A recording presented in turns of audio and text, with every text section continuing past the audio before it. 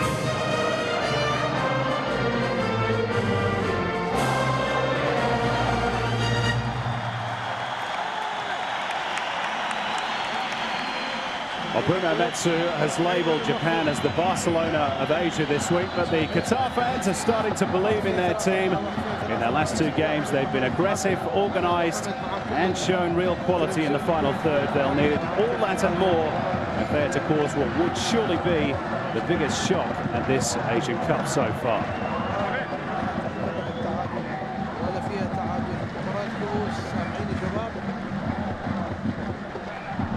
Let's have a look at the two teams, starting with Japan, who make 3 changes from the side that thrashed the Saudis.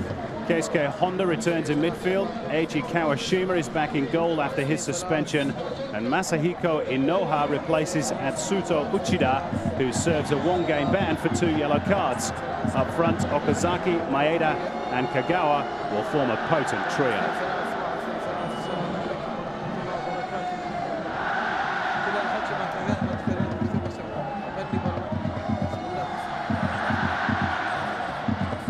Japanese substitutes bench full of quality as well. Qatar can always call on Fabio Cesar, as they did in the last game, and he scored a wonderful free kick to seal a 3-0 win against Kuwait. Our referee is Mohd Saleh Subkidin of Malaysia, his 4th appointment at this Asian Cup. His assistants Mu Yuk Chin of China and Mohd Sabri bin Mat Daud, also of Malaysia. The 2 captains, Bilal Mohammed of Qatar, and for Japan, Makoto Hasebe.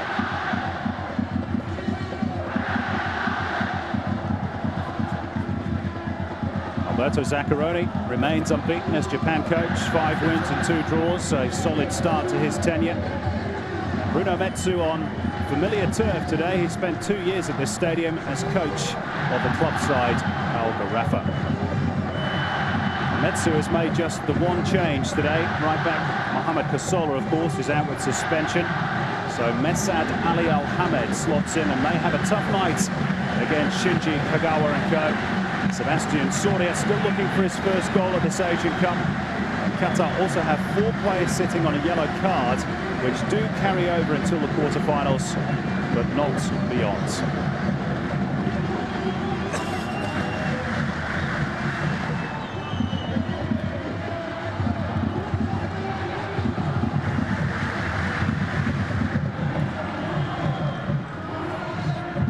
So we're all set on a rather grey day in Doha. The first quarter-final of the Asian Cup. Japan against Qatar.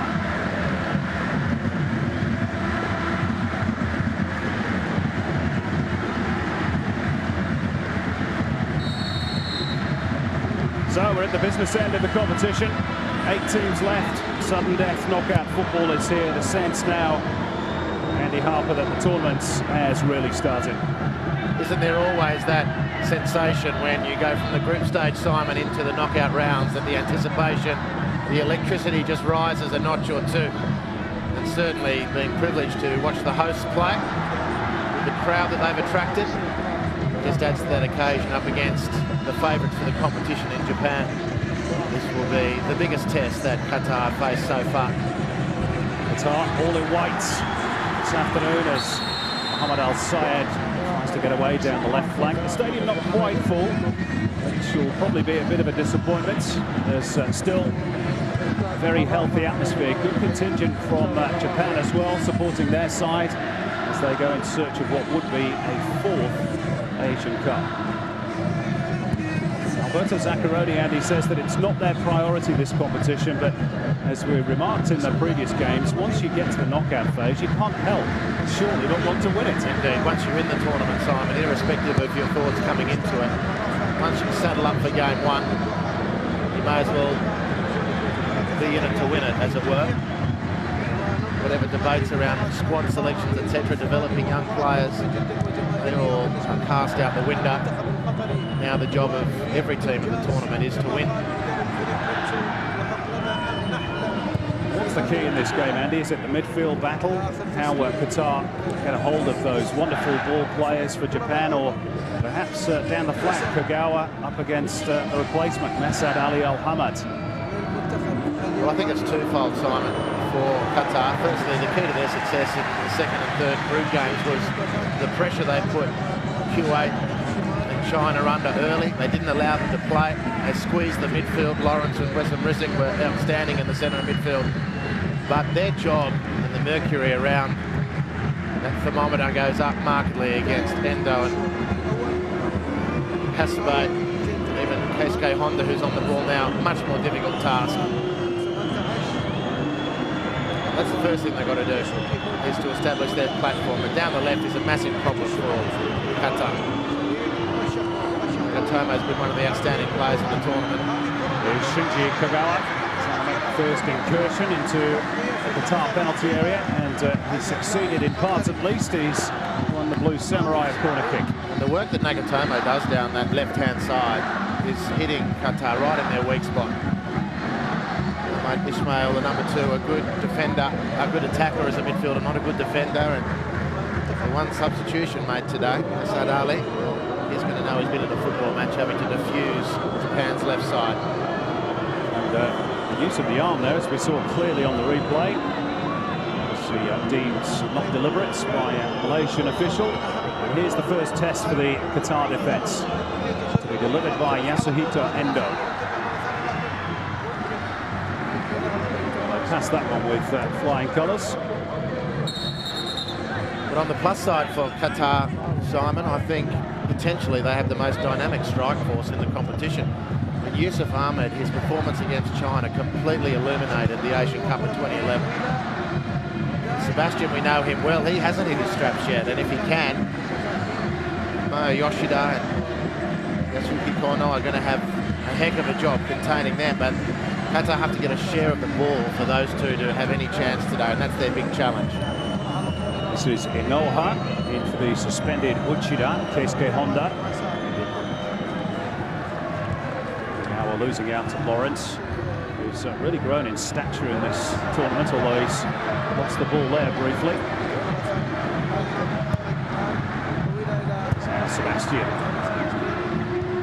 Good interception by Kono. To try and defend from the front as well, Qatar. This is one of the men who can hurt them, Yasuhito Endo. Those searching balls through midfield. Here's Keisuke Honda. Okazaki. Sturdy challenge from the back, which just put him off balance. No suggestion though of a penalty, but very much louder suggestion that that's a free kick. This, of course, is the first of the quarterfinals for the Asia Cup 2011. That last attack, slight hint of a nudge in the back. Directly way of play on, in my opinion. 4 years ago, the first game in Japan's group was against Qatar. Played Qatar off a break in that game and ended up succumbing to a late equaliser from Sebastian from the set piece. Japan are rightly wary of this team. They know they're red-hot favourites.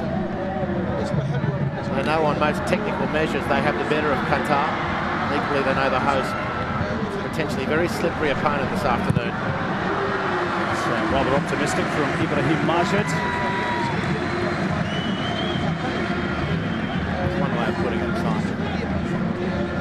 Interesting, you mentioned previous meetings, Andy. They've met on 7 previous occasions, these two nations, and Japan have only won once. 4 draws, 2 Qatar wins. Japan's only success against Qatar was in this very city, the World Cup qualifier back in 2008. So they won 3-0. Bilal Mohammed's on the score sheet against Kuwait. Down the road at the Khalifa Stadium. 3-0 success, guaranteeing Qatar a place in the last stage. For the first time since 2000, and incidentally they were beaten 3-1 by Japan. Rather by China, I should say.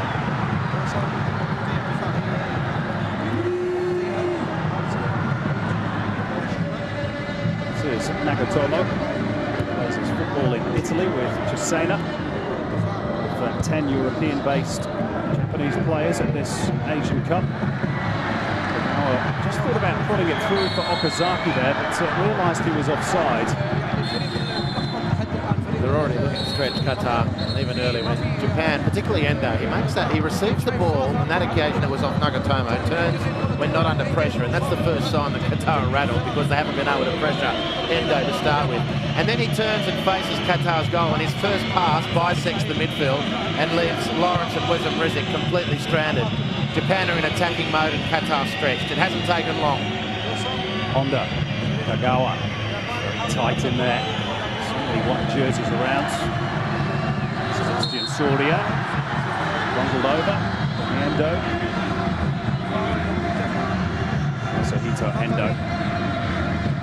Such a cultured player. That's not on that particular occasion. He didn't miss him. He didn't miss him. Knee, thigh right in the lower back. The coccyx of Sebastian has only now just regained his feet. What an arena, what a platform, what an occasion for Sebastian to refine his form if he can today.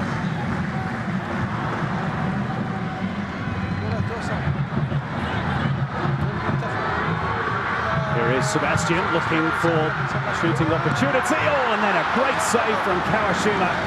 A follow-up, I think, from Mesad Ali. And the Qatar fans on their feet for the first time. Mesad Ali with a good anticipating run up the right-hand side. He just had that slight whiff that there might be something opening up for him. Sebastian's shot rebounding into his path, and he forced a terrific save off Kawashima. First blow to Qatar. And their first corner. Sebastian headed it up rather than towards goal. Mohamed Al Sayed controls it. Rizik square for Lawrence. Now back with Mesad Ali Al-Hamad. He's going to have a dig from long range. Oh, and Kawashima only palms it clear. And Sebastian into the side netting. Well, Mesad Ali Al-Hamad obviously can hit them from long range. Oh, Kawashima leaping to his feet, remonstrating with his defenders. I reckon he looked a tad sluggish. Now, benefit of any doubt to the keeper, the ball was probably moving around because he hit beautifully, did Mesad Ali. Within a minute, he's forced two excellent saves. And it was an excellent save in the final analysis because his footwork looked a little lethargic. In the end, he was scrambling.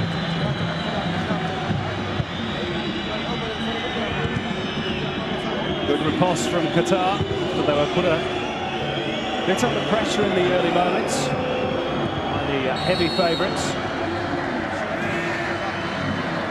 Well, the early goals have been the key to Qatar in the last couple of weeks, a couple of games, not weeks. Despite their very early and good pressure with a fabulous chance to Sebastian upon recollection, it did take them 27 minutes to go ahead with that stunner from Yusuf Ahmed. Nevertheless, they were on the ball from the start. Now this is a concern for Bruno Metsu. Ibrahim Majed, I wonder whether he's just tweaked a hamstring. Maybe it's even a bit more serious than that. Play will continue with Qatar down to 10. He's feeling the back of that left hamstring.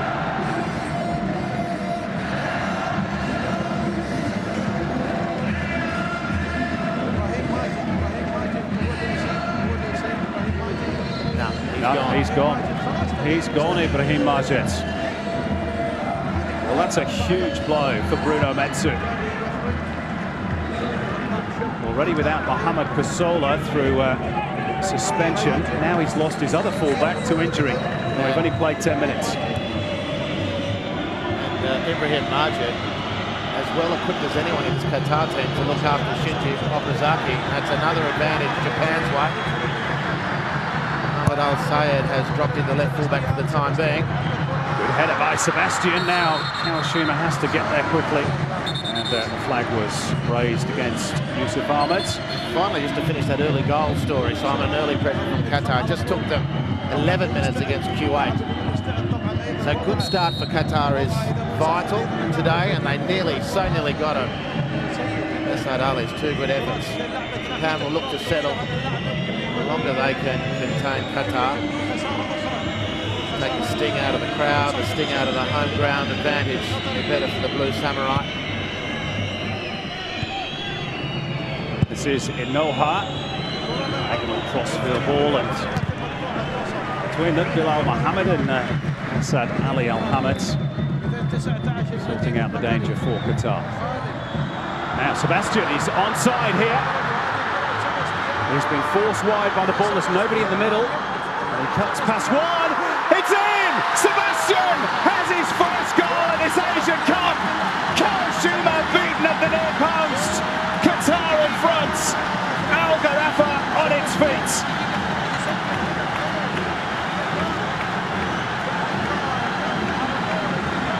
Well, it's a stunning moment for the hosts. And the man upon whom so much has relied over the years, he's failed to deliver. The Japanese are up in arms for offside. Completely up in arms. But Sebastian plays the whistle, which isn't forthcoming. He takes on Kawashima.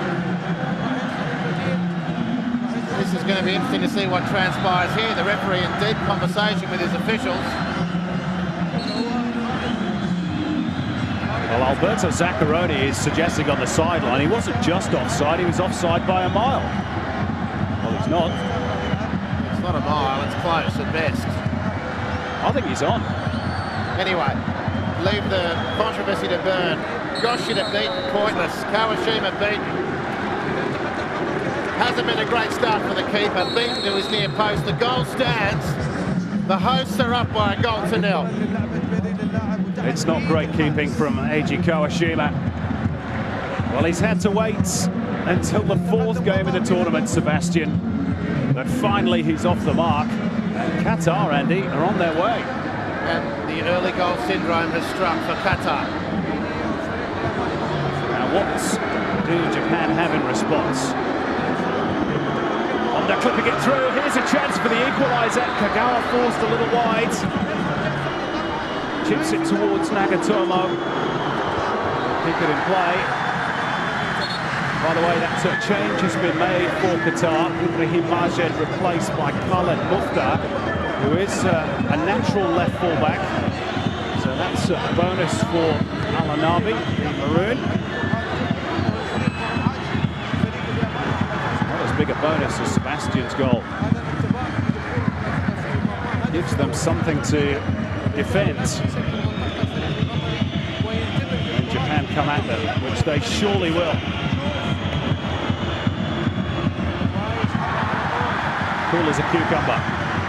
Bilal Mohammed.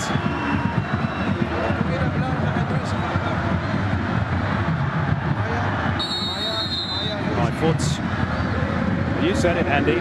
This front duo of Sebastian and Yusuf Ahmed will cause most defences problems. Sebastian's power, Yusuf's pace. And what a finish that was from the naturalised Uruguayan. He had no help at all. So he thought, well, stop it. I'll go on my own. Well, he had no right to score from there, but he's not going to stay quiet forever. I mean, 3 quiet games for a player of his quality. Osazaki, Keisuke Honda. Throws it up for Hasabe. Left it a bit short with the return. And Endo is fouled. It's hugely questionable defending. I mean, there is going to be a lot of talk about offside, onside. But Yoshida just beaten too easily. He had no angle to work with, Sebastian. Yoshida could have easily squeezed him out, suffocated him out of that opportunity with just a little bit more nous and composure. And the keeping left a lot to be desired. Kawashima has been sluggish to start this game, very sluggish.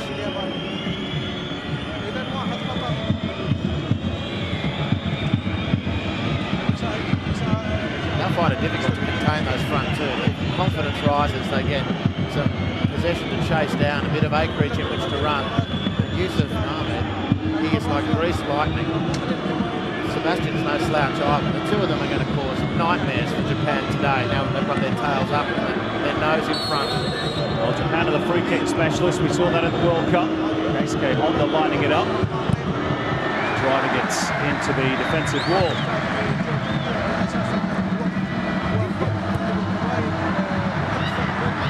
Got their tails up here, Qatar. There goes Yusuf Ahmed looking for a bounce over the head of Inoha. Big game for Inoha, just his 3rd cap. A lot of responsibility for him and Yoshida, who's played on too many more occasions for the national side.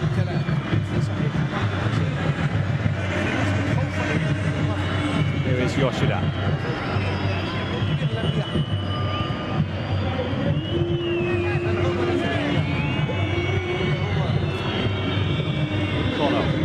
Very much the experienced hand at the tiller. Back line for Japan. Asabe.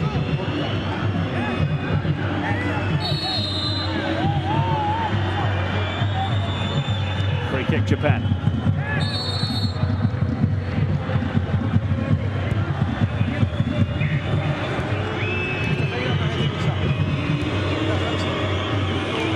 Square for Endo. The run of Honda, but he was blocked off.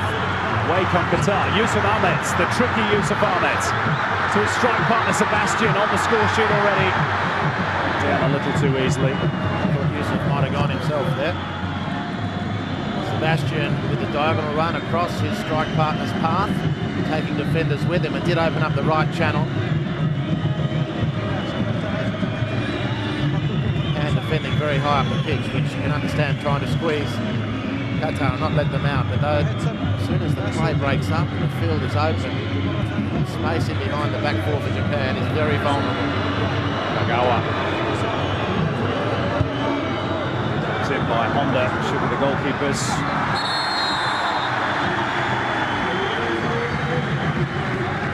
To Burhan. With a little exchange of views with Ryuichi Maeda. There's no foul there. Might be one there though.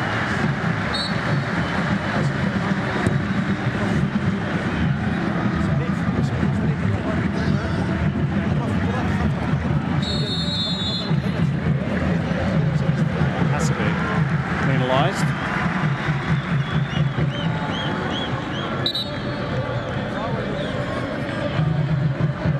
It's Yoshida. Which connected with Yusuf Ahmed. Central position. Lawrence feeds it out to the left. To substitute Khaled Mufta.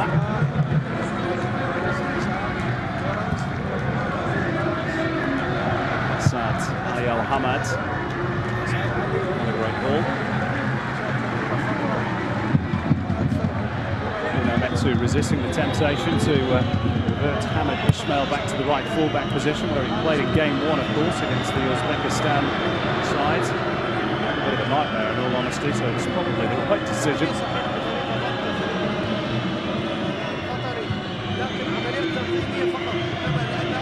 Nagatomo. Endo just bouncing off Sebastian. Kick already taken.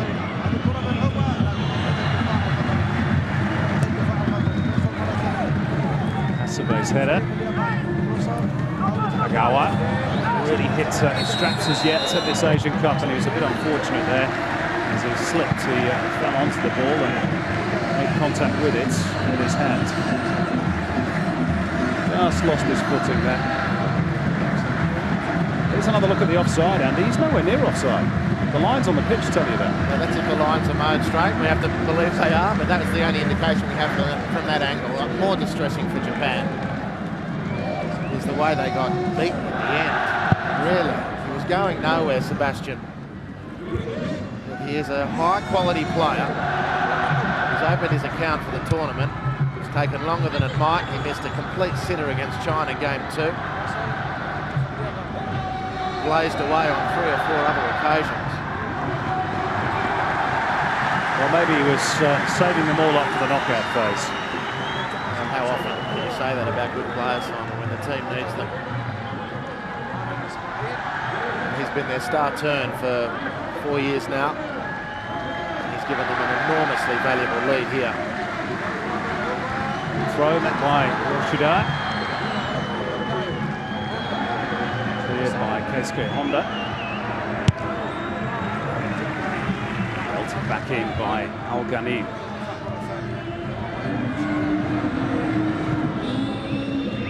Inoha.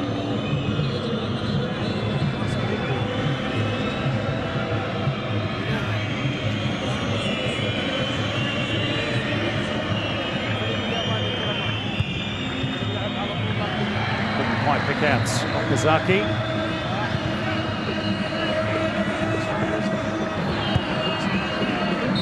For once, Yusuf Ahmed's control.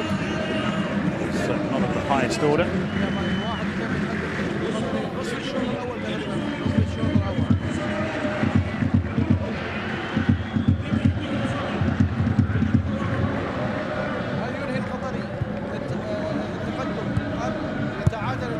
Almost at the midway point of this first half of the first quarter-final.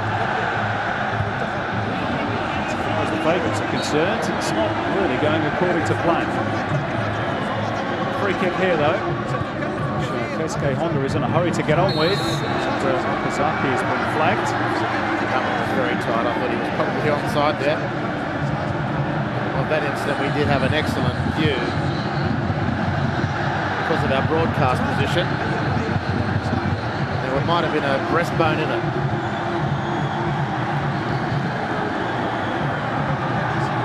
Less than, that's onside. And it's so onside that the assistant referee should wave, not even be any doubt. If he's in doubt, it's got to be play on. How that could have been even close to doubtful. Advantage always should go to the attacker. That is the FIFA edict.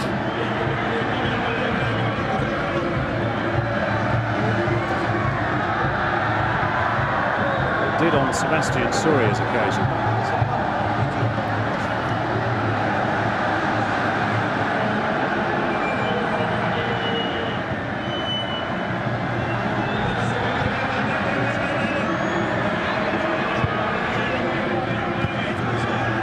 Wave going around the stadium at Al Gharafa.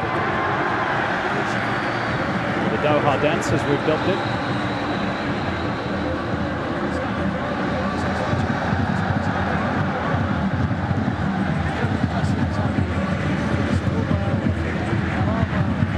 Do you get the sense, Andy, that Japan are a little bit rattled?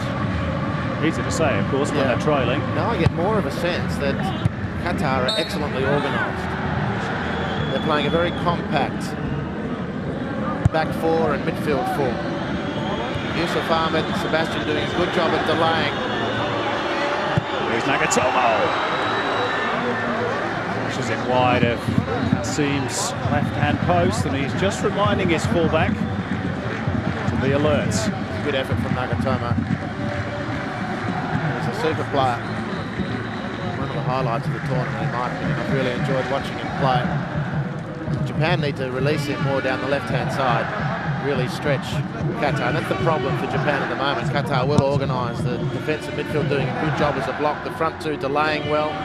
When they've got the chance to press, they're going ruthlessly, particularly looking to close down Yasuhito Endo from his blind side. They know how important he is as a central operator for Japan. Don't let him dwell on the ball and pick his pass.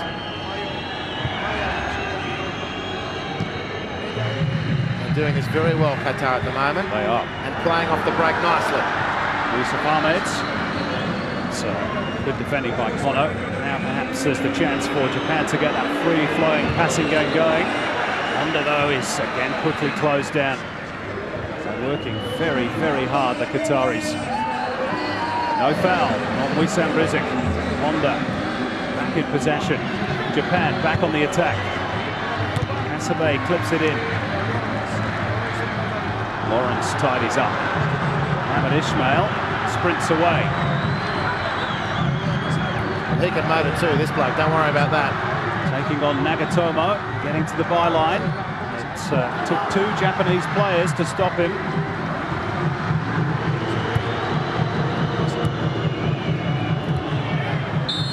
Punching challenge from Lawrence. He's pulled up the foul. There's early statistics. More on those, go to the AFC's official website, www.the-afc.com.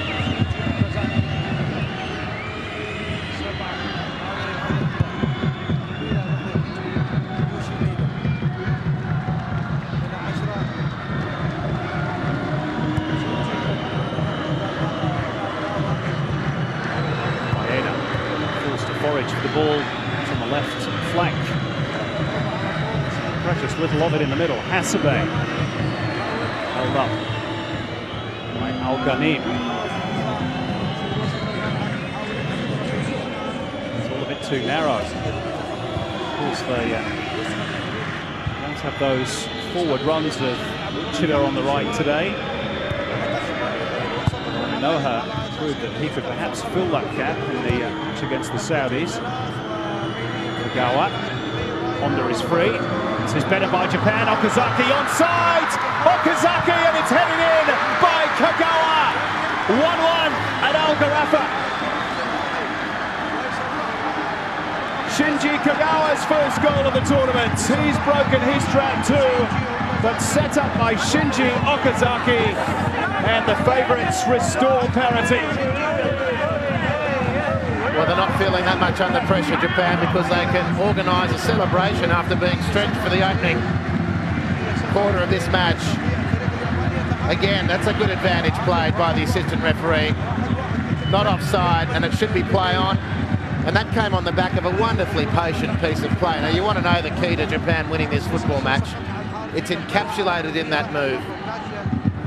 They were poised in possession. They moved the ball from point to point. They dragged Qatari defenders out of their position, and then Honda with a beautiful dink over the top, instinctively knowing where Okazaki was. Outstanding attack from Japan. And it's the current golden boy of Japanese football, Shinji Kagawa. Away they come again, Japan, but Nagatomo can't quite get there. Talk of Manchester United being interested in the services of Shinji Kagawa. Will have done him no harm, even though it's only a tap-in. No emotion on the face of Alberto Zaccheroni.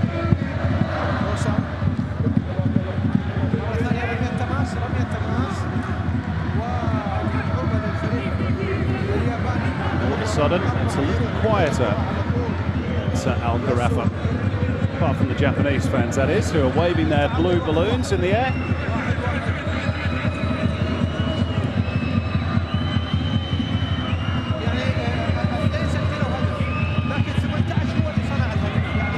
Asabe for Maeda. Gives it away through some Rizik, Qatar. Important period of the game this, Andy, just shy of the half-hour mark. Japan have gotten back level. Qatar need to keep their focus here. It's very, very important that they don't allow themselves to be picked apart. They were very compact in the early periods of the game. And they were springing with real elan out of defence and finding the range with their passing now. Qatar started to make a few mistakes. Indeed, they're rattled.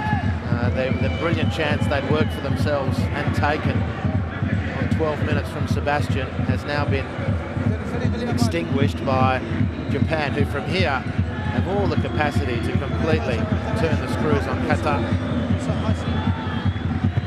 suffocate them out of the football match, starve them of possession. The movement off the ball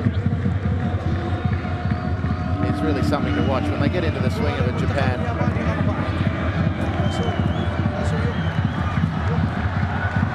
Strength shown by Ahmed Ismail and Sebastian Surian. Look at Yusuf Ahmed racing through. Yusuf Ahmed!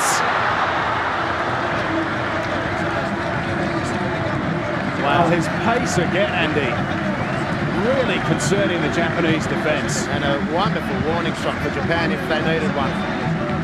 As much as they're hogging possession, a piece of robust defending on the right-hand side. Sebastian releasing Yusuf. The two of them are fantastic options up forward. Yusuf Ahmed, a blink of an eye, he's gone. He is the will-o'-the-wisp. Minoa had 2 or 3 metres start on him. Now, here's Okazaki with a chance to put Japan in front. And well done to the goalkeeper. He saved Qatar there. Qasim Burhan. We pointed out, Andy, some of his eccentricities in previous games, but that was terrific goalkeeping. Made himself really big there, Qasim Burhan. Yellow cards issued by Sukhiddin Mohamed Saleh to Yasuhito Endo.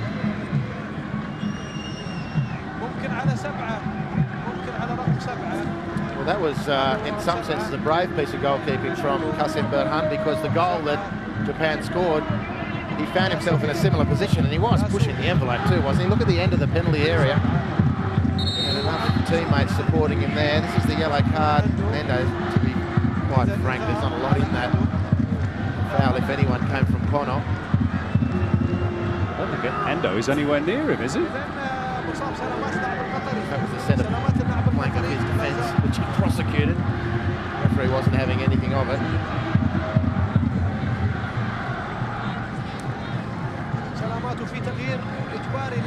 As the forlorn Ibrahim Majid. Here's how he met his grisly end in the football context. Clearly a hamstring. Khaled Mufta in his stead.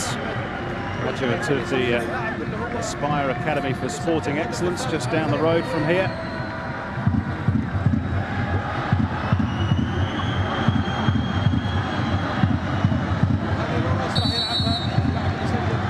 Here's Lawrence with the free kick for Qatar. Sebastian climbing illegally. He's a big unit, isn't he, Sebastian? Yeah, I think that might have been for offside, and if it was for offside, get it from that angle, but certainly the assistant's flag was up and the ref responded to that. How you can be offside from a direct take like that, free kick like that from Lawrence? There was no short pass, there was nothing, he just launched it. Should be offside from that situation.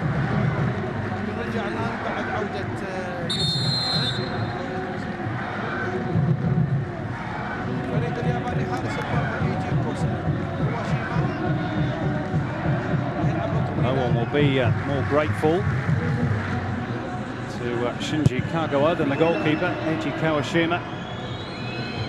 Partly at fault for the Qatar goal. It's Keisuke Honda. Gets the ball under control. Kagawa, square for Hasabe. He'll drive it. Hasabe! And it's a great stop again from Qasim Burhan. It certainly was a good shot. There have been moments up until now where he's looked more like the class clown rather than the goalkeeper for the national team, but he looked every bit the goalkeeper there. Qasim Burhan gets his 1.92 m frame down very effectively. Excellent work. Still got to defend the corner though, Qatar. Endo to the near post. Kono flicks it on. Honda shaping to shoot, but it's cleared by Qatar. Yoshida finds the space for Honda. Sam Ruzik foraging for the ball, but he's put it out of play. Japan back on the offensive. Honda, beautifully done. Endo slides it in for Kagawa. Back for Endo, who'll shape for the shot. In fact, cannoned into his own man, Nagatomo, who was standing in an offside position. Well, it's been the emergence of Keisuke Honda in the last 10 minutes, which is really pleasing to see from a Japan point of view. So clearly offside there. Keisuke Honda has been quiet this tournament, scored the penalty to win the game against Syria, was on the bench for the next game amidst all sorts of press talk that he'd fallen out, at least to some extent, with coach Zaccaroni, questioning his role in the team where he'd prefer to play. But this has been his most productive performance for the Japanese national team in this tournament, and he's looking very good for it, as is his team. Noha showing too much of it to Syed. It's been a really good game. 36 minutes played, 1-1 at Al Gharafa. Here's Okazaki trying to get a metre of space on Al-Ghanim and making room for the shot. He might tee it up for Honda instead. Japan really pressing here. They started to get in behind the Qatar defence. Isn't it beautiful to watch too?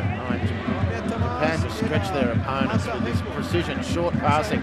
It's the proximity of the midfielders to each other. It reduces the margin for error in the passing. And then as they need to switch the ball to a wide defender, away it goes, and they get an overlap situation happening. It's really delightful to watch. very hard to defend against, as Qatar are finding at the moment. Asabe, the Japanese captain.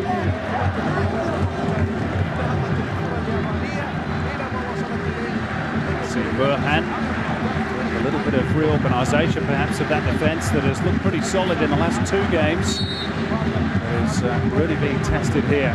Sebastian Surya already run nearly 4 kilometres. Of course, crucially, as his first goal at this Asian Cup. Good flick on to Sebastian.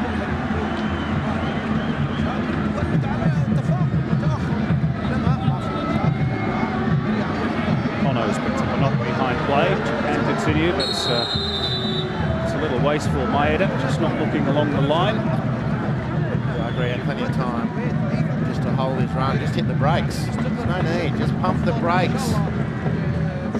The defence is facing its goal line. It's exposed completely. All you need is just to slow down and keep the attack alive.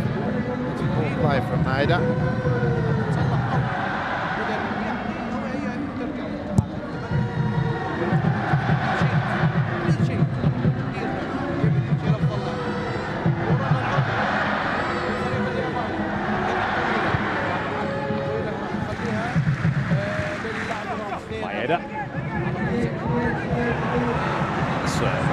Good perseverance by Mohamed Al Sayed.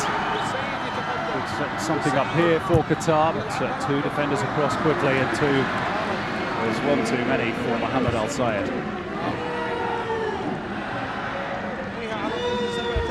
Asabe forward for Inoha. Okazaki is charging through the middle, looking for the centre, and so too was Qasim Burhan. He didn't want to know about it then. Okazaki did it.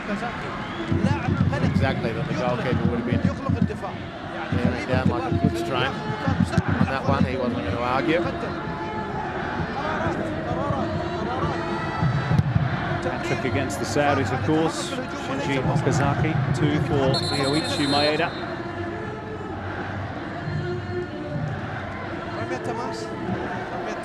They've been slow burners at this tournament, Japan. Started off very sluggishly indeed against Jordan. Almost lost that game. Hadn't, of course, played a friendly since October before this Asian Cup, so it's understandable. Sebastian flagged again.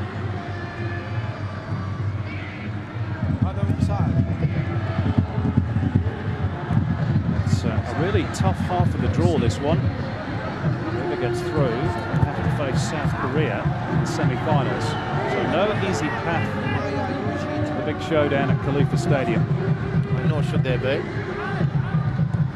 The other half of the draw, quarterfinals, probably more difficult to pick than the top half, but then with the crossover in the semi-final world,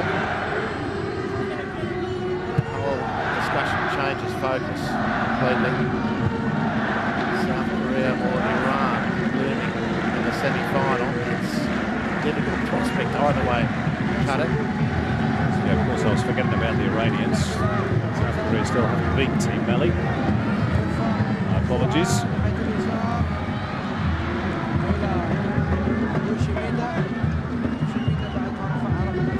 Iran proving to be one of the teams to beat at this Asian Cup. They could well end their 35-year drought.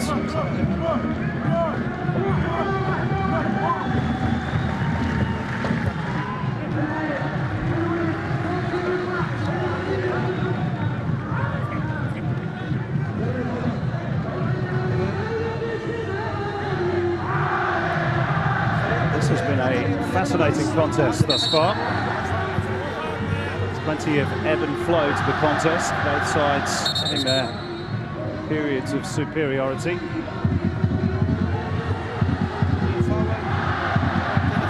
Has been spoken to by the referee. He's obviously providing his own running commentary. There's a few like to do that.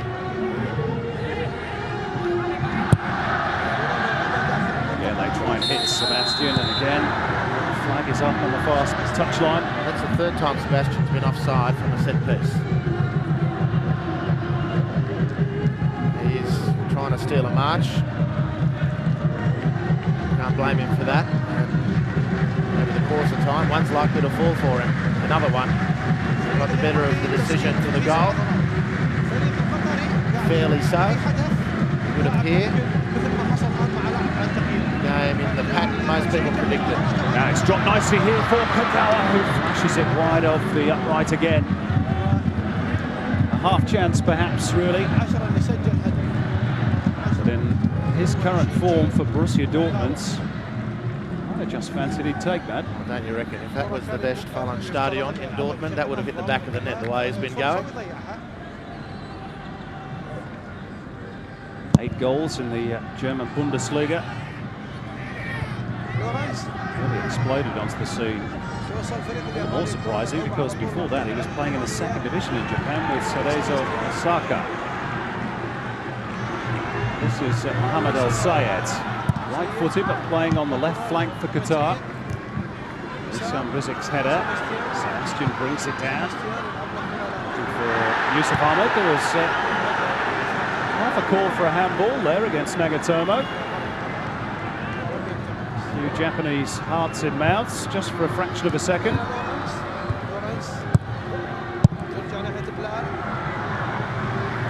Too heavy by Bilal Mohammed. Not a bad period for Qatar. They have enormous speed on their wings. They're using that on the occasion that they get the chance. Well, Sebastian's been a highlight, scored the goal. He's been offside a few times from set pieces, which needs correcting. But the work he's doing in trying to pressurise the central 2 defenders when in possession for Japan, or pushing into midfield, retreating into midfield to put the heat on Endo or Hasebe, has been a real feature of the Qatar performance. And indeed, that's the pattern of the game. Qatar need to dig in, spring on the counter. Japan will come, and they'll come with possession. Look at that possession. What it translates to in the number of successful passes, almost double. Now onside against Honda, but wasn't going to get there ahead of the goalkeeper. Almost double the passes Japan have out of Qatar. Terrific work there. It's onside. The assistant referee was going to wave play on. Honda had a look. That took him off his stride, and the ball probably had too much pace on it anyway.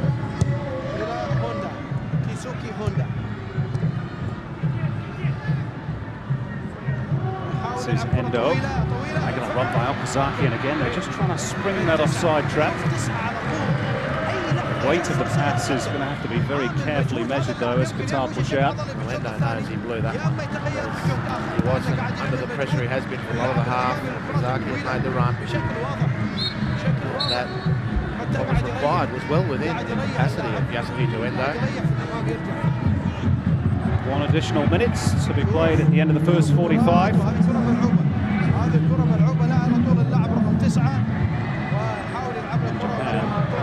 find their way into the lead before the interval.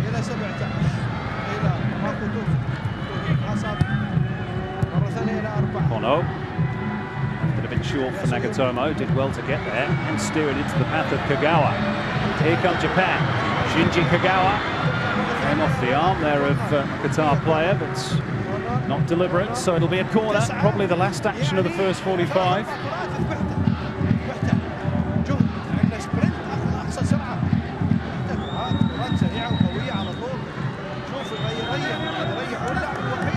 Endo get the delivery right. This would be a hammer blow for Qatar if they were to concede here. But they don't. And the interval shows that it's all square. A fascinating first half. Qatar taking the lead through Sebastian Surya after 12 minutes. Shinji Kagawa with the equaliser after 28. And it's all tied up in this first quarter-final at Al Gharafa. It's Japan 1, Qatar 1.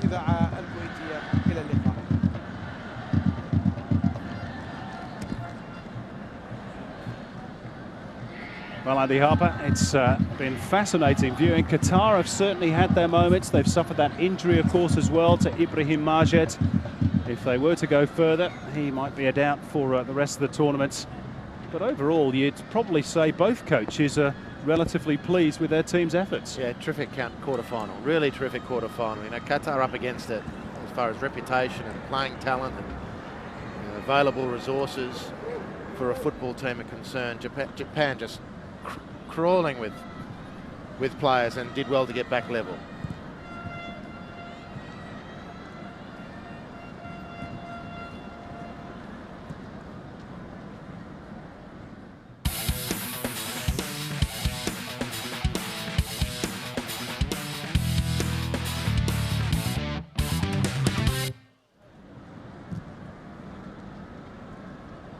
So that's the way it is at the interval here at Al Gharafa. On a rather grey day. Expectations so high, of course, amongst the locals after their two pretty impressive performances against China and Kuwait. Ibrahim Majid with the early sighter. And then Japan found a little bit of rhythm, and Nasad Ali Al-Hamed, Andy in particular, forcing two saves out of Eiji Kawashima. He didn't look too comfortable at Japan custodian. No, well, he looked good on the first one. It was the subsequent two, one for another save, one this one. He looked a bit sluggish. I don't know if he picked it up late or his feet just aren't moving properly, but I wasn't overly impressed. Japan appealing for offside, none given. I just reckon this is so defendable. But that's too easy to get past an international class defender like that. Quality that Sebastian is, I think, is unforgivable in a quarter-final of a continental tournament. Got to get a bit tighter there, hasn't he? You can't let him out of the byline. He's got everything in his advantage. He's got no support. He's got all the real estate with him. He's got the position with him, and he lets him out of jail. And then the goalkeeper was just terrible on the near post. Really sluggish, but Japan just muscled their way back in. Nagatomo with a shot across the goal of Kasem. He's been good, even though ultimately he was to be beaten by a beautiful attack set up by Japan. And so much of this first half was exactly the football we were expecting. Qatar got the jump that no one really saw coming, but otherwise they defended stoutly. They were well organised. They dug in nice, and they were potentially very dangerous on the counter-attack. This is just the end point of what was a beautiful, patient, artistic attack from Japan. It is the hallmark of the Japanese game in 2011. Keisuke Honda just knew intuitively where to drop that ball first time. Okazaki in a great position. Burhan came out, the goalkeeper, to try and smother the opportunity, but he was a little bit too late. Shinji Kagawa with his easiest moment in international football to score a goal. And no question of offside. No question whatsoever. And from that moment on, Andy, Japan started to play a bit, didn't they? There's been an occasion for us to question not the entertainment value of Qasim Burhan, but how he would measure up in real pressure in an international football match, and that showed all the signs of a terrific goalkeeper. Great save off Hasebe. So there we go. All square between Japan and Qatar at the interval. 8 shots on target in total. Just the one yellow card issued. That went to Yasuhito Endo of Japan. And well, we've seen those sort of stats before when Japan play. 61% of the possession that they've had. Qatar, though, they've worked like tigers. 36 tackles they've made. The midfield duo of Rizik and Lawrence in particular have worked really hard for their shirt. So it's still very much in the balance here at Al Gharafa. All to play for in the second half. Japan 1, Qatar 1.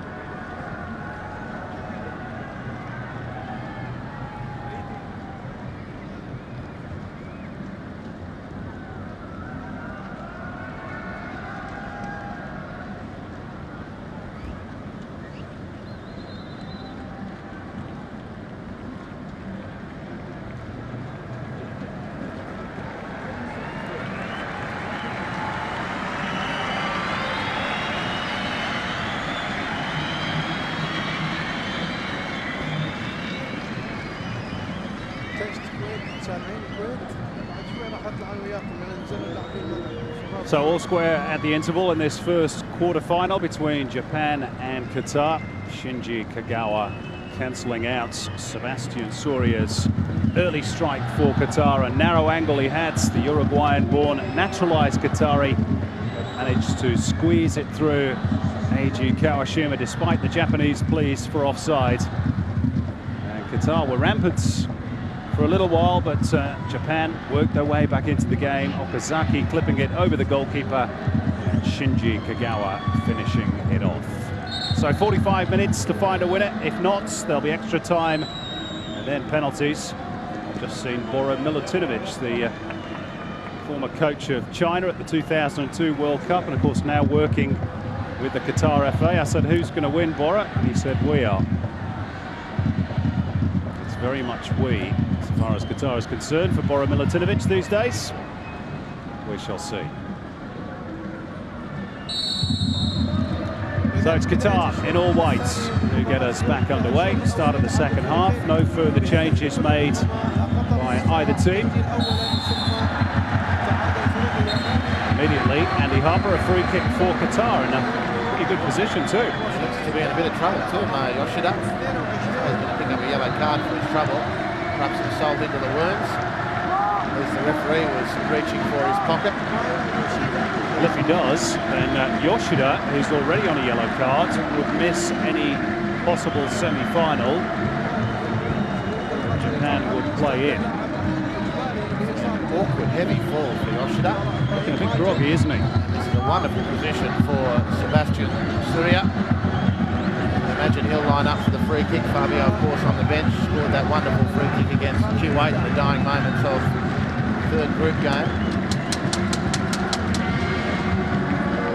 There's a yellow card, so there we go. Yoshida out of the semis. And Alberto Zaccaroni's central defensive worries continue. Already without Nakazawa and Marcus Tulio Tanaka through injury. Two of the replacements, Sakai and Makino, injured too. And now Yoshida's gone. It's not going to be Sebastian who's taken his place.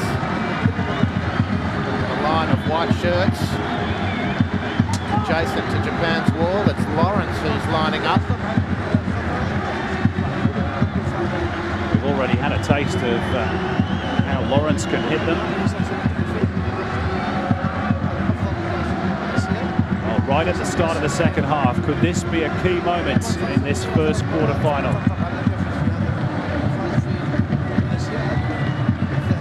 Born in Ghana, but playing for Qatar. He is these days Lawrence of Arabia, you could say.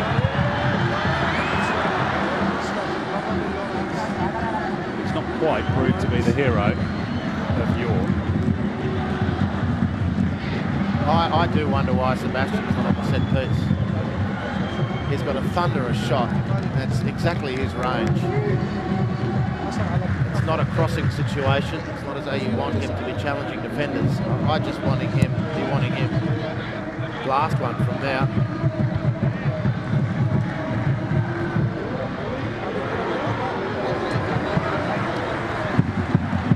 It's a touch off Ibrahim Al-Ghani. Formed a good partnership back with Bilal Mohammed for Qatar.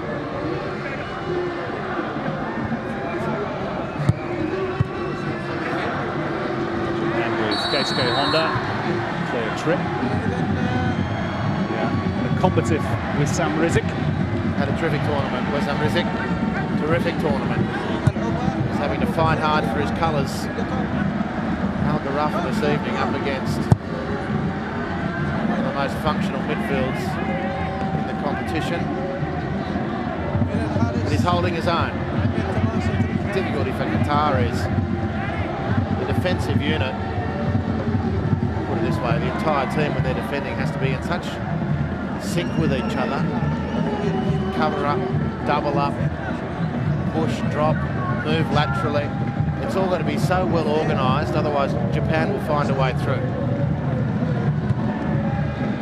And Rizik, as you say, is central to all of that, along with Lawrence.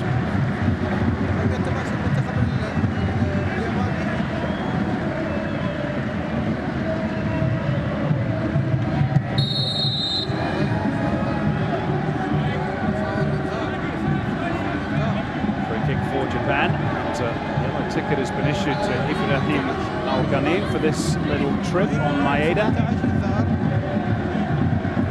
After the ball had gone.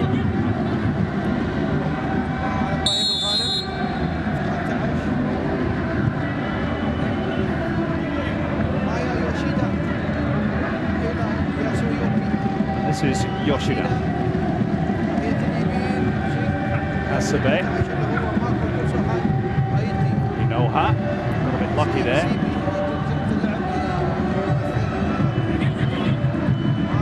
Al-Sayed. Lawrence.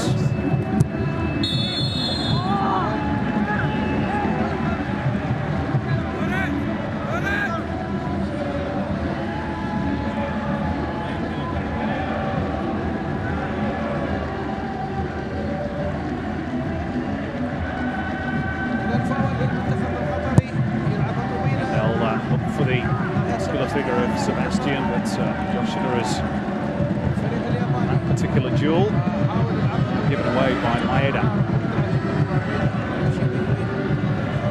So Yusuf Ahmed. Too many opportunities to show us what he can do tonight, Yusuf Ahmed. Now that's not exactly at this point of his development a strong point of his game. Yusuf Ahmed. His pass picking ability is not a highlight at all. What he needs to consolidate from this point on, no doubt, for the sake of this game, however, when he gets a chance, ball at his feet, possession secured, a little bit of space, I just turn and go. The defender's absolute nightmare against someone with that sort of speed and dribbling ability. Big relief when he passes the ball away.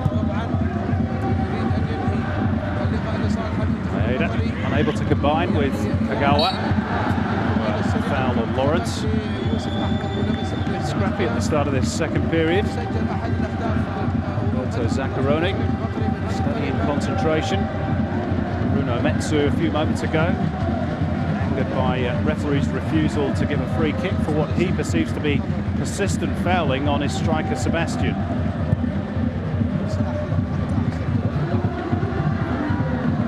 Here he is on the ball. Goal kick. Just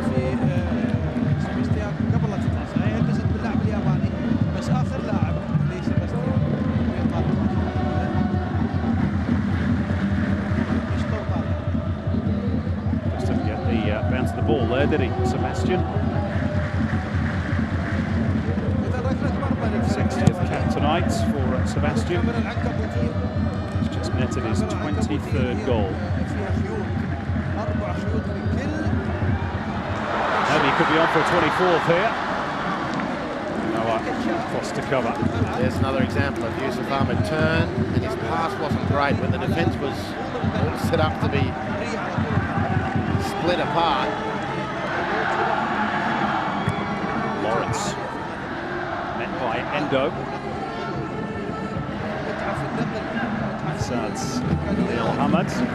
Throw in for Qatar.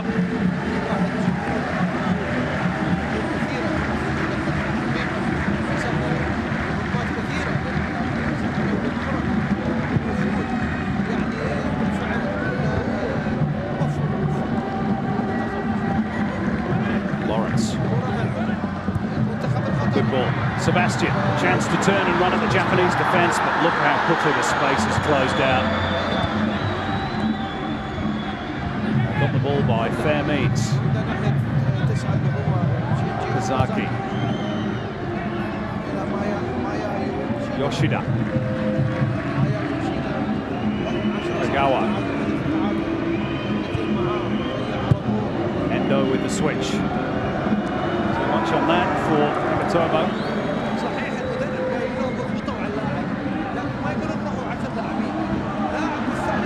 That's a foul surely by Hasabe. Was turned into the player rather than going directly for the ball.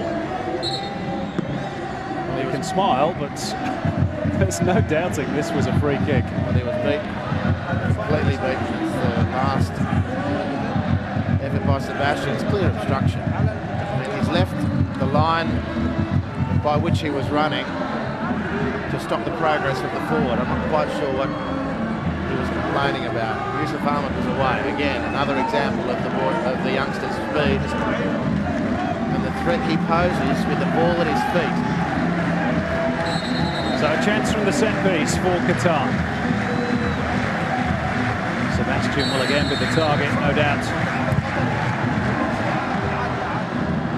Well, that's a huge disappointment to this large home crowd. Frown on the face of Sebastian. Can't feed off those sort of scraps. I think it's fair to say, Andy, that Bruno Metsu's disgusted by that delivery. Why not two? Complete waste. Take every chance you can get to pressurise Japan's defence. The likelihood is, over the normal course of the football match, the forward players aren't going to have that opportunity. Well,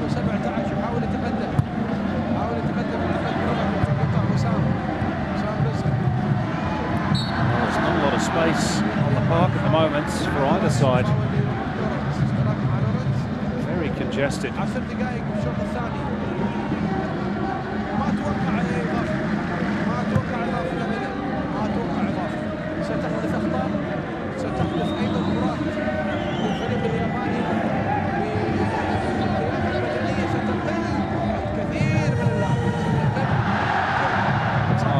Thinking about a change. Posted on that. Can't even be split in terms of the fouls they've committed. 13 apiece and all on the scoreboards. Here's Kagawa trying to change all that. And just overran it. Tackle by Al-Ghani. Forward pass to follow.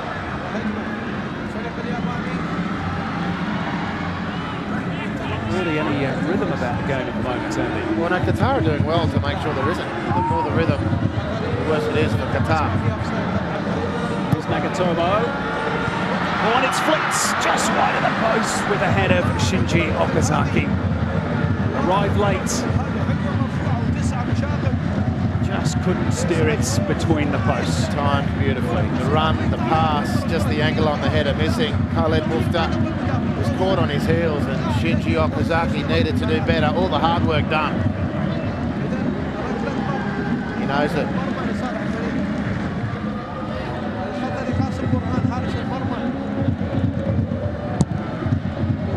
Qatar are readying Fabio Cesar, their Brazilian-born midfielder, who came onto the bench to such good effect against Kuwait. Scored that wonderful free kick.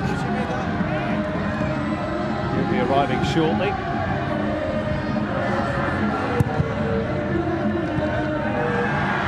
No foul by Endo. Maeda.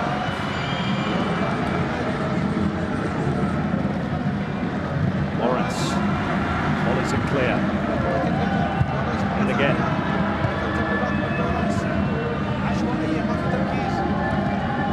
Kono.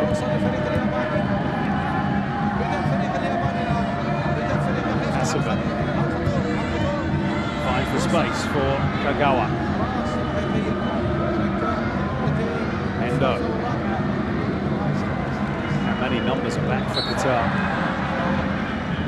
Well, as they need to be. It just gets a little bit too tight on the occasions for Japan, and Qatar could look to counter-attack. A change to be made. Fabio on. Mohamed El Sayed off. Make of that change, Andy? Well, I don't quite know who else he would bring off. If you bring Fabio on, ostensibly a left midfielder, he's not going to make another adjustment to left fullback. He's not going to change the central two midfielders of Wesson, Risk and Lawrence, because they've done a good job so far. Mohamed El Sayed has looked dangerous on occasion down the left flank, perhaps not constant enough in that danger posed, and Fabio now playing a deeper sort of role, a narrower role from the Mohamed El Sayed.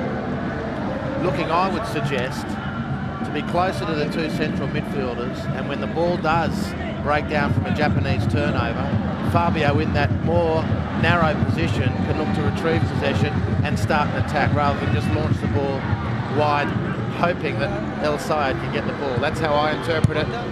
He doesn't have the pace and the speed of El Sayed, that's for sure. But he's a bit more creative. A bit more creative, and he'll just play just tucked in that left side a bit more. There's his first touch. Yusuf Ahmed. Can't escape the clutches of Nagatomo. Still carrying that wrist injury that he sustained in a pre-Asian Cup friendly, Yusuf Ahmed. Still seemed to bother him on occasion. Got Honda. Wide left is Kagawa. He darts between the two defenders. Great work by Kagawa. Finds the man at the far post. Okazaki prods it towards Honda. Here it comes for Hasebe. And Noah's cross.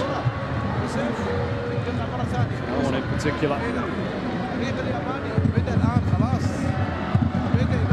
Hasebe. Maeda. Nagatomo. It's promising for Japan, and see Burhan forced into making the save. Good goalkeeping, and looked pretty straightforward at first glance, but not to be sure whether the ball was going to dip or fly. And his near post covered, took it tidily.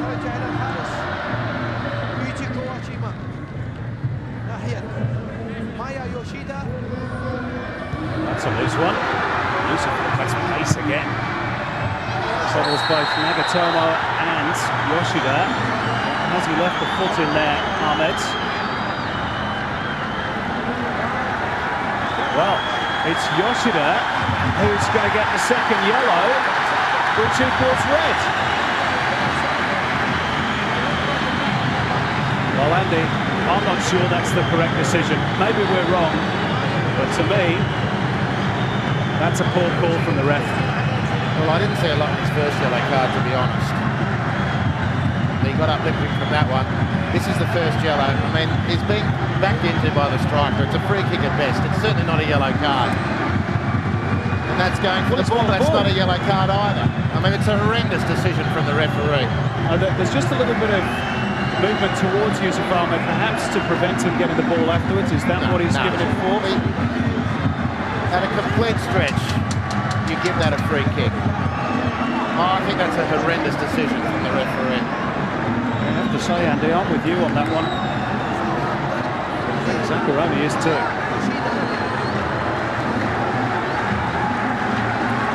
Well, whatever you think of the decision, that's giving Qatar a huge boost. They could get a further one here. Fabio Cesar can get the delivery right. Japan down to 10 with still just under half an hour to play. Fabio Cesar goes for the near post. It's in! Direct from the free kick. Fabio Cesar for the second game running. Puts Qatar back in front. It's a disaster for Japan. Down to 10 men and now down to 1. But it's a hugely controversial talking point, and the referee at the centre of all the drama. Well, dear oh dear, Eiji Kawashima, sorry Andy, he's been beaten twice at his near post. Well, the controversy is going to reign. It's going to rain and rain long for that refereeing decision. But let's park that for the moment, because this is terrible, terrible goalkeeping.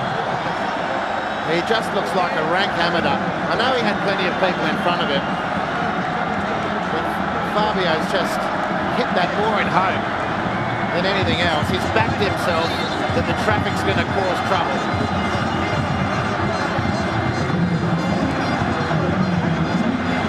Here's a change for Japan, perhaps unsurprisingly. They're bringing on a central defender.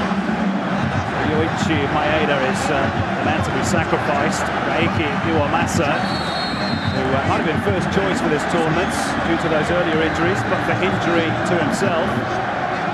So this is his first game in the Asian Cup, and now they've got a real problem. One of the pre-tournament favourites. A man down and a goal down. But as you said, Andy, debate will rage long and hard about that decision to send off Yoshida. Well, I don't know how he's found one yellow card out of those two incidents, let alone two. Anyway, the referee's the man in the middle. He has his angle of things. It's easy from our position to take a different view. He can only call things the way he sees them. Japan have had to deal with a man less against Syria. They haven't had to come from behind though. It's a huge test of the quality of the Blue Samurai. Let's see what they've got.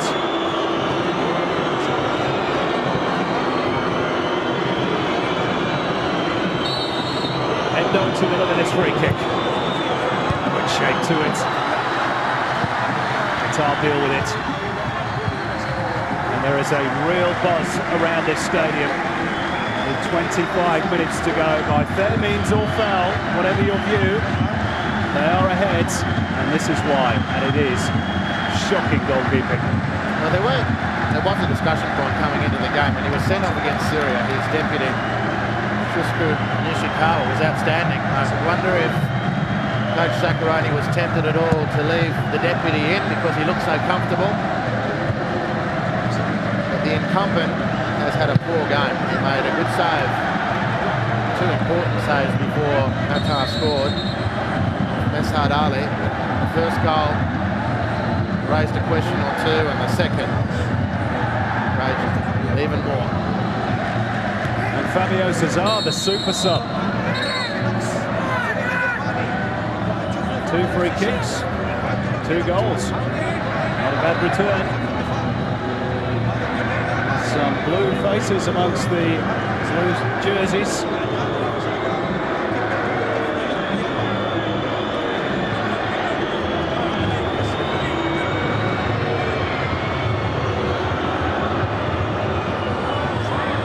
And they find an equaliser.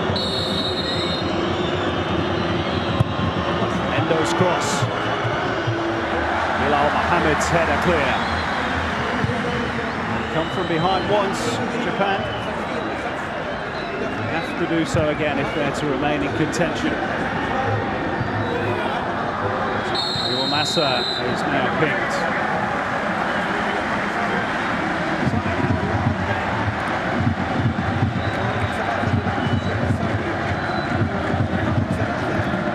Qatar fans in jovial mood.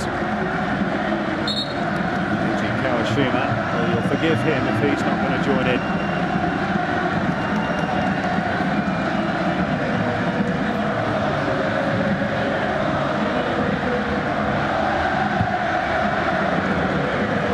Well, this is as noisy a Qatar crowd as we've heard in this entire tournament. Well, if they're not going to make noise now, you'd have real question marks. They're leading 2-1 up. They've got an extra man against the tournament favourites, Japan. If that's not enough to make the blood pump through your brain, veins, nothing is.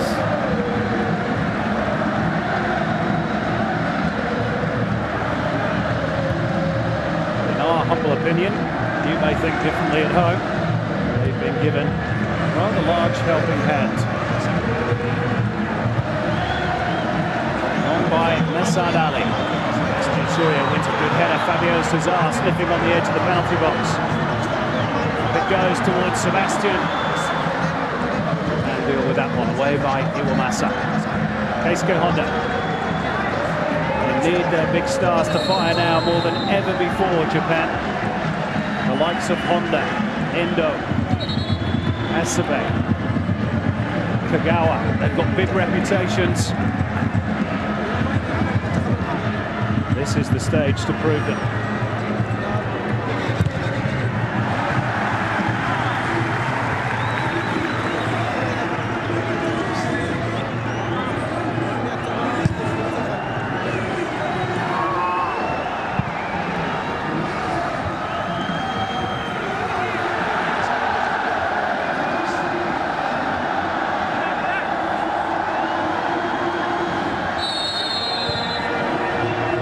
By Messad Ali Al-Hamad. Bruno to? Could he become the first coach of Qatar to take the national side through to the semi-finals of the Asian Cup? Never been further than this.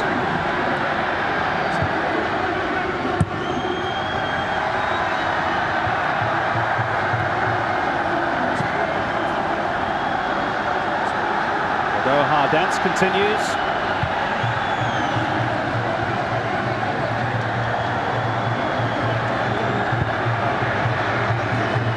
Forward, hopefully by Iwamasa. Can dig it out. This is Honda.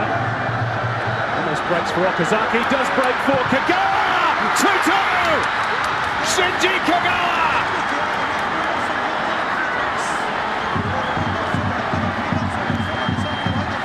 Well, what a match we've got here now at Al Gharafa. Qatar undone defensively, and Shinji Kagawa, without a goal before today, now has two. And we're still no nearer to knowing the identity of who will go through to the last four.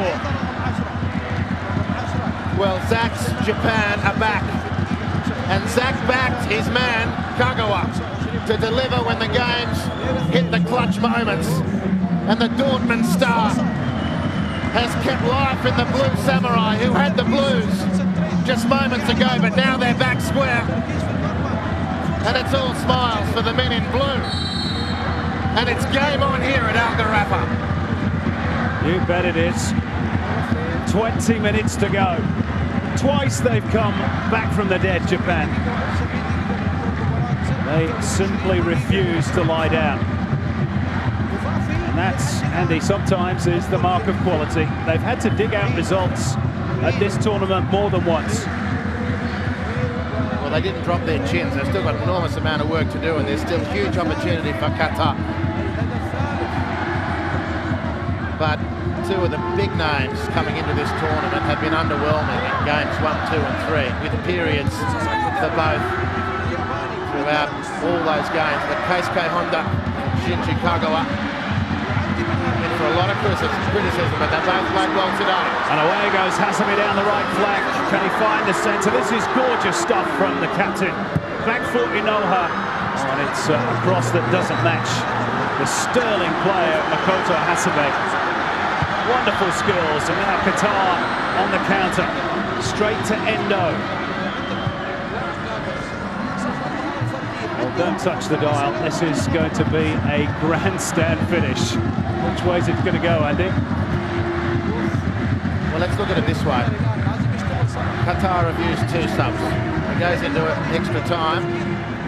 That's certainly levelled out by the fact that Japan are having to work an extra 10% harder because they've lost that man. So I would suggest from this point on, Qatar hang on as best they can, as was the initial game plan, but even more so now. Here's Sebastian. Ahmed Ismail. Messad Ali is behind the strikers rather than in front of them where they wanted it. With a potential advantage coming in extra time because of the extra man advantage. Japan will be looking to win it in normal time, but they won't be reckless about it. They'll keep probing away. They'll keep backing their individual and collective ability to prise open Qatar's defence.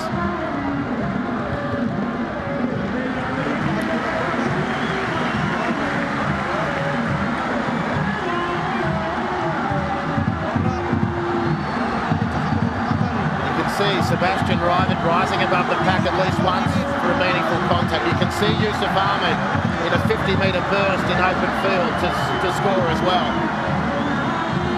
Maybe this is the moment. Fabio Cesar's corner. Bilal Mohamed's climbed highest. Another corner. Japan believe that should be a goal kick. They really believe they're not getting the top of the green here.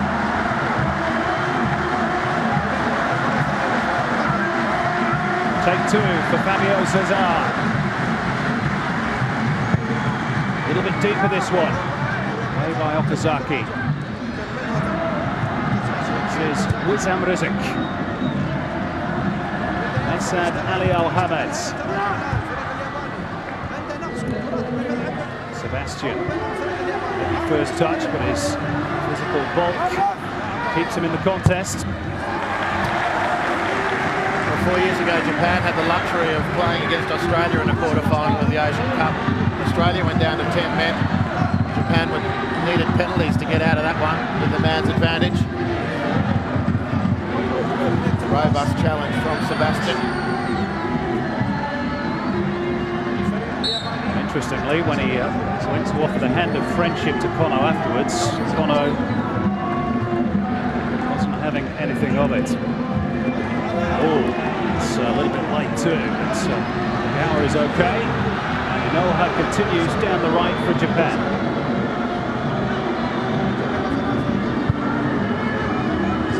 Hasabe.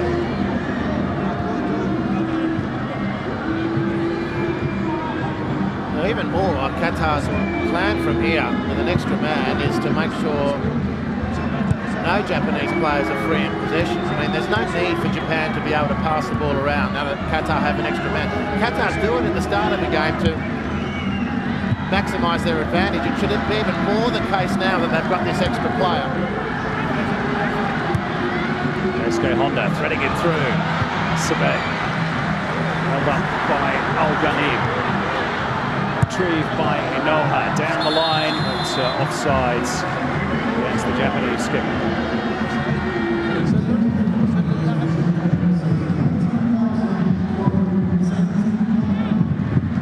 Crowd figure just been announced, 19,479, which is around about 4,000 or 5,000 under capacity.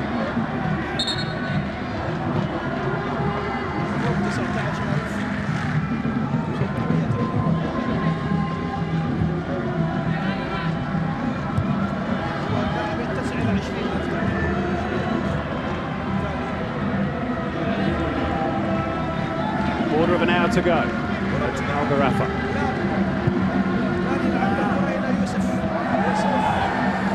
It's an important header. Tomo believes that Saad's Ali Al-Hamad was a little late. The fullback to deliver maybe the long throw.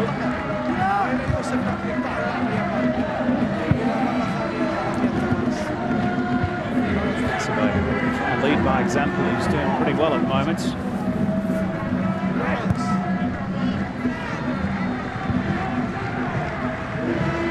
Fabio Cesar. Angle ball in behind for Lawrence. Lawrence has gone behind. Goal kick. Good run forward there from Lawrence. You don't see a lot of him making forward runs out of midfield. It's a good option for Qatar. Needed to do better. And the big men for Japan, albeit fortuitously in the end, falling for Kagawa, but the finish was sure just what his team needed right when they needed it.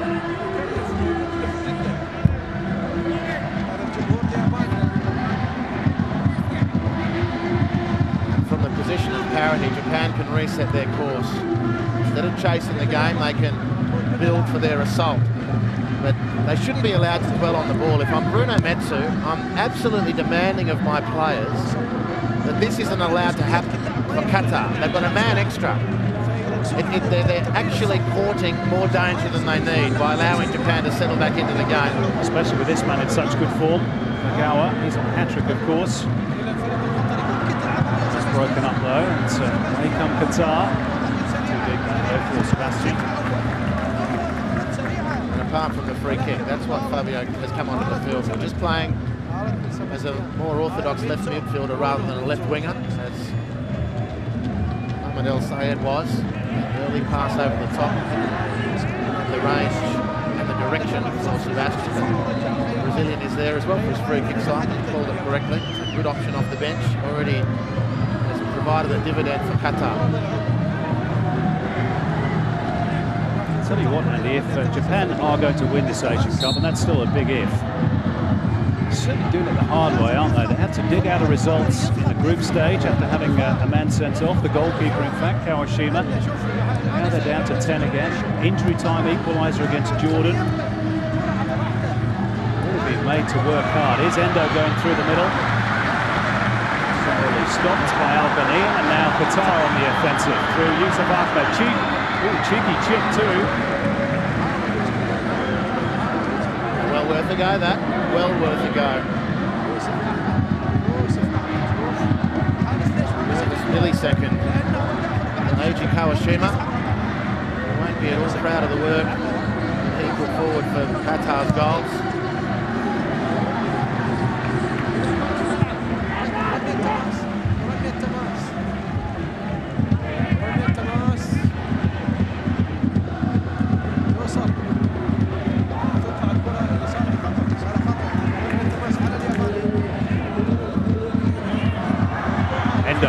Too strong for Lawrence.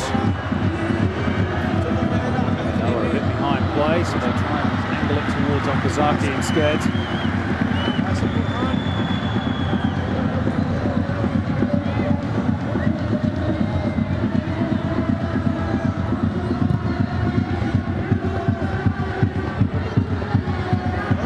To go in Doha, Yusuf Ahmed's pace almost gets in there ahead of the defence again. He is such a threat. He is lightning quick, Yusuf Ahmed.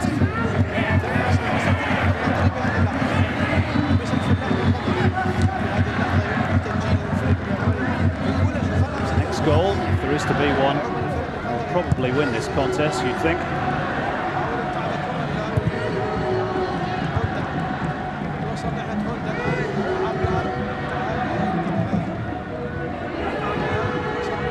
Lawrence. Fabio Cesar.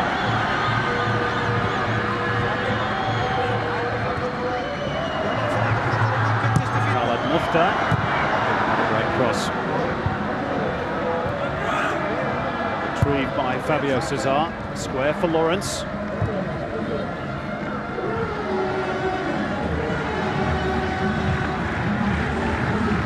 Bilal Mohammed taking his time.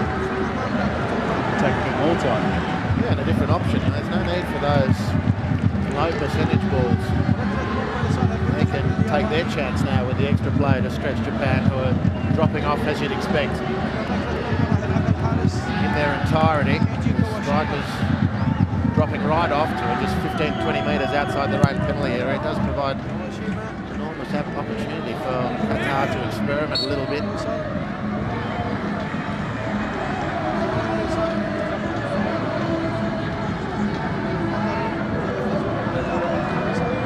To the face by Shinji Okazaki.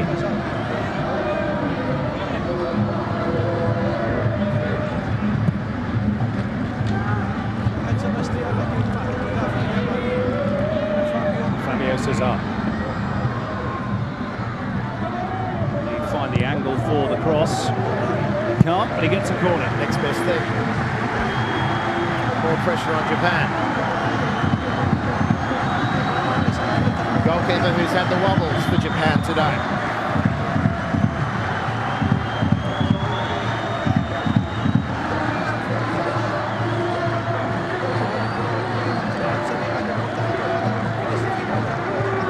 It's not rocket science what Qatar are going to try and do here. Fancy Sebastian is one of the targets.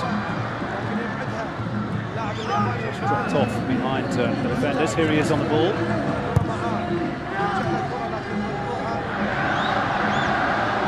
Mufta forward, looking for Bilal Mohammed, who, as we know from the Kuwait game, can be a threat in the air. Isn't he looming as a possibility as well? I think he's captained this team brilliantly in this Asian Cup. Bilal Mohammed, very good in the air. He's defended ever so well. Tackled cleanly. Inspirational performance over 3 3/4 games now. More than. Now Yusuf Ahmed feeds into the channel, and Sebastian can't get there, but it will be another corner for Qatar. Good pressure from Sebastian. I marvel at his goal-scoring threat, his ability in the air, but it's the bread and butter stuff that impresses me just as much. There's no such thing as a lost cause with Sebastian. When you have that mentality, you force errors in defence and pick up key corners. You make chances for yourself. He's a brilliant athlete. He's a brilliant competitor. And he makes chances where chances didn't exist. The in-swinger from Fabio Cesar. So, Yuji Kawashima and co on red alert. He goes short instead. Change of the angle. Thinks of the shot, and it almost caught Kawashima unawares. They held his nerve well, the Japanese keeper then. Sebastian with the infringements. Well, he's saying he's entitled to stick his boot up.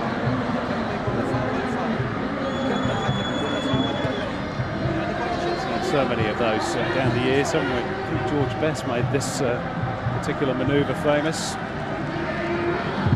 It's the effort from Fabio Cesar. They did well there. He held his nerve well. He's got to, as well as judging the flight of the ball, he's got to try and anticipate a touch and react. So half his nervous system is geared up for that touch, and his brain is focusing on the flight of the ball. It was a very tidy piece of goalkeeping from a guy who's had an unhappy game. Probably unsighted too, a lot of bodies in the way. That's a good ball. Here's Sebastian, bearing down the penalty box for Qatar. Goes for goal! Side netting. Oh, what a night it's been for him. He battled away, he scored the first goal, he had the crowd all up as one, but the angle just too tight in the end.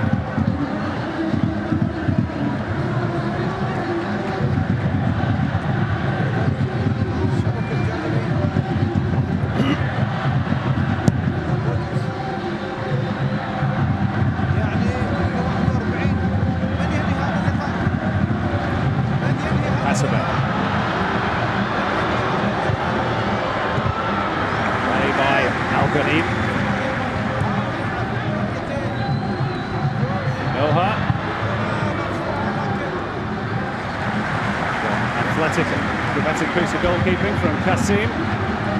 Draws rich applause from the gallery.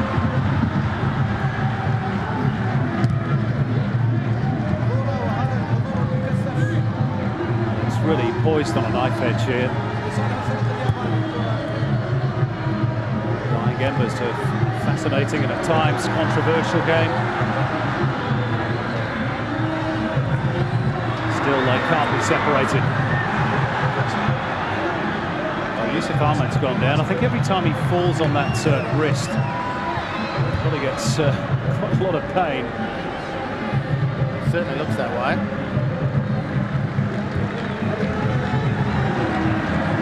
Inoha. Brings some width for Japan.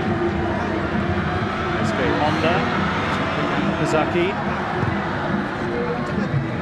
Need to know where in particular. Ali Hasebe, who was fouled there. Surely Hasebe. Get Japan. We'll talk about inspirations, captains. This guy has been sensational in this tournament. The team that struggled game one, he was outstanding.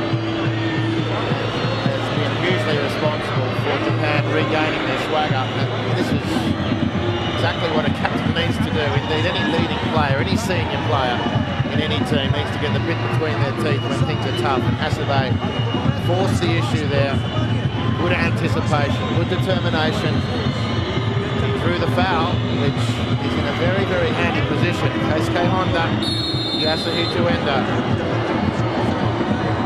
Who to step forward? My money's on Honda. It would suit the left footer from this particular angle, you'd think. SK Honda, but he can't require dip.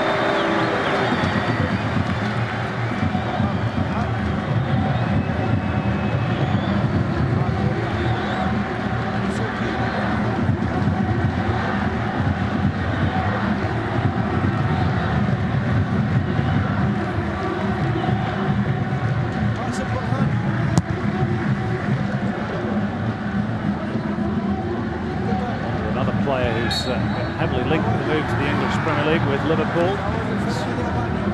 Maybe that has all changed now. There's been a change of manager at Anfield. Other things on his mind at the moment, of course.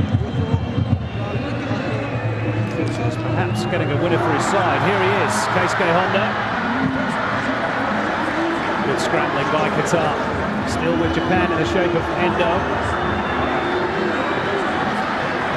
Hasebe. Angle ball, Kagawa! Shinji Kagawa could win it here! And Japan perhaps have won it! In the dying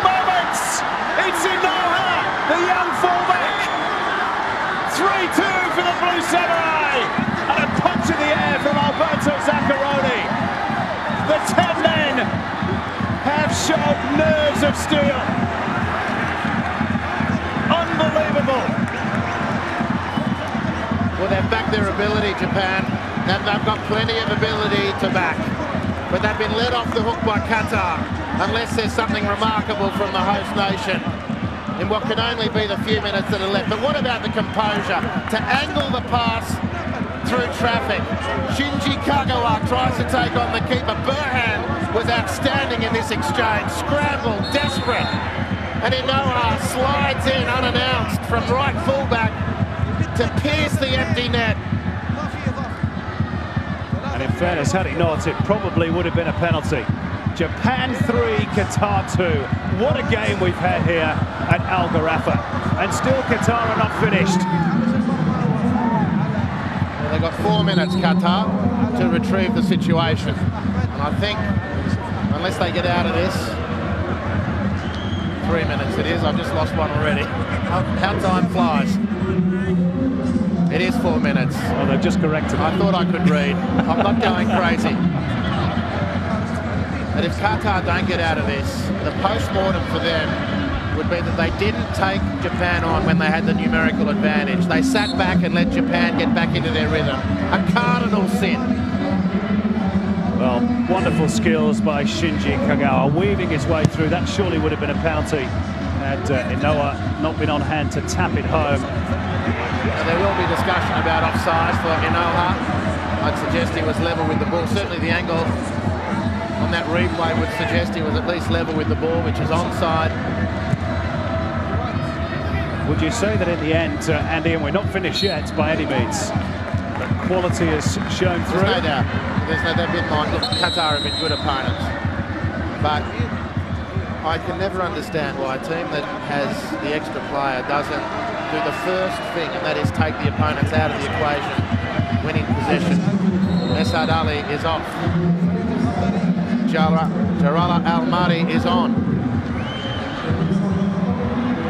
It's a desperate last throw of the dice by Bruno Metsu. They've got a free kick here, and Kawashima claims that.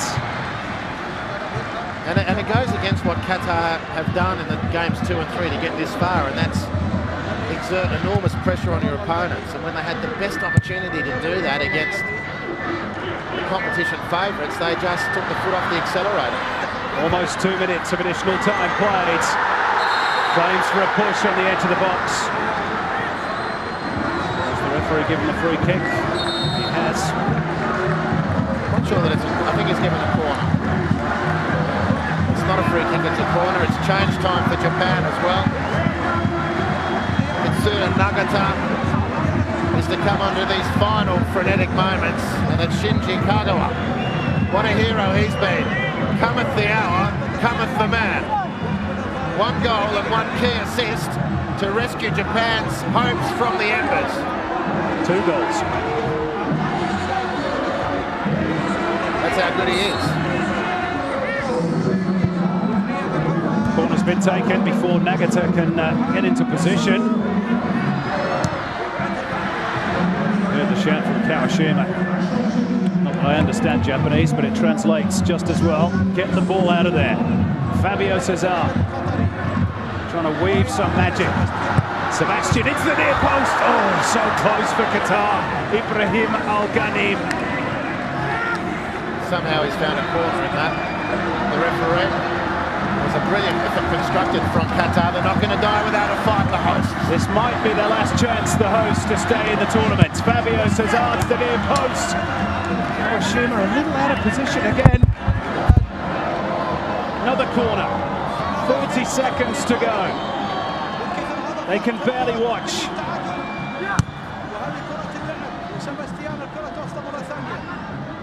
Sebastian rifles it into the side netting. And that might just be that for Qatar.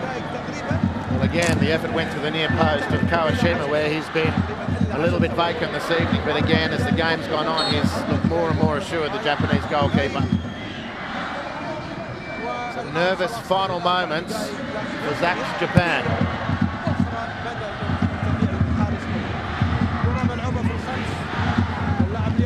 Okazaki will probably try to run down the clock. Along with teammate Honda. Qatar just want the ball by any means. Is there still time for one more attack for Al-Anabi? We played 4.5 minutes of added time. This has to be the last chance, up towards Sebastian. And it's away to safety by Endo. The referee looks at the watch and it's all over. Alberto Zaccheroni punches the air. Qatar, dejection for them. But Japan, who've been asked some really big questions again today, have again found the answers. The hosts depart the tournament, probably with their honour intact. They've reached the knockout phase, but the favourites too strong, and in the final analysis, just too good.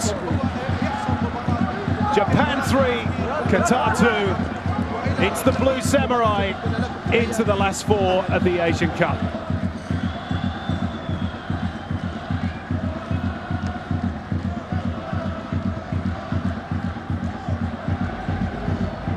Well, what a game, Andy. Well, a brilliant advert for Asian football. It had complete contrast, a technically superior team in Japan doing their bit against an aspiring up-and-coming football nation in Qatar who dug in, they countered with fluency, they countered with potency. I just think they lost the moment when they had it. They went down to 10 men Japan. Yoshida sent off. Fabio scoring from the free kick. They go up 2-1 and they took their foot off the pedal. Japan just too good to be given that sort of room to move, and what a football country they're developing into. They've had some enormously difficult contests in this Asian Cup already. They're only into the quarter-final stage. They've had to come from behind against Jordan. They've had to fight to the death against Syria. They had a bit of a gimme against a hugely disappointing Saudi Arabia. And they know they've been in a heck of a football contest here against Qatar. And on each occasion, they've come through with colours intact and with their football superiority reigning supreme, completely supreme. And they're going to take a mountain of stopping from here. The self-belief and the galvanising that comes from this sort of performance, this sort of result, huge. You can't quantify it. Look out, Asia. Here come Japan. And I don't care what Alberto Zaccheroni says. You tell these supporters and those players that this Asian Cup is not their priority. What resolve, what quality they have. And Qatar, well, they literally spilt blood for their cause, but they just could not find the answers. Not many teams can in Asia. And Shinji Kagawa, well, he came good exactly when it matters. Brilliant stuff by the Blue Samurai. They are through to the semi-finals to face either South Korea or Iran. And what a game that promises to be as well. As this was, 5 goals. Qatar taking the lead twice in the match. First of all through Sebastian, his first goal of the tournament. Shinji Kagawa equalising. Fabio Cesar putting the host 2-1 up. Kagawa restoring parity once more before Inoha tapped home the winner with just a couple of minutes to go. Shinji Kagawa has rightly been adjudged the man of the match. There's a few wearing his number 10 jersey in the stands too. They'll be having a bit of a party tonight, the Japanese who've travelled over here to Doha. It's going to be more of a wake for those dressed in purple. So there he is, the man of the match, Shinji Kagawa. A brilliant night's entertainment. Hope you enjoyed it. From me, Simon Hill and Andy Harper. It's good night from Doha. Japan through to the last 4.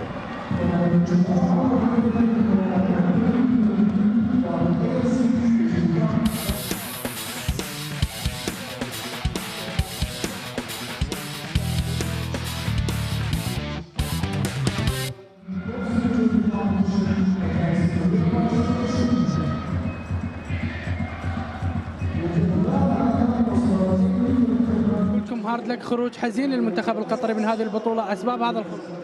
أول شيء بسم الله الرحمن الرحيم، الحمد لله على كل شيء. الشباب أدوا مباراة أكثر من رائعة طبعا، لعبنا ضد منتخب عالمي. اليابان لازم نعترف أنهم من أفضل المنتخبات المشاركة.